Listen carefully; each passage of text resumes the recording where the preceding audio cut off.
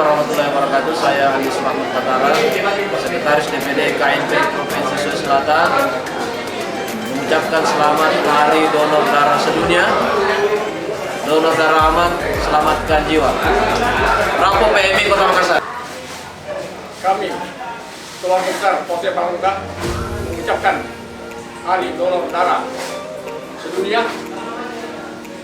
Darah yang aman, selamatkan jiwa. Assalamualaikum warahmatullahi wabarakatuh.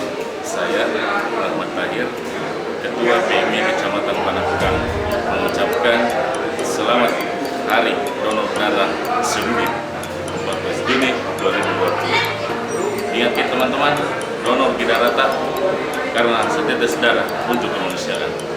Darah yang aman untuk sesama.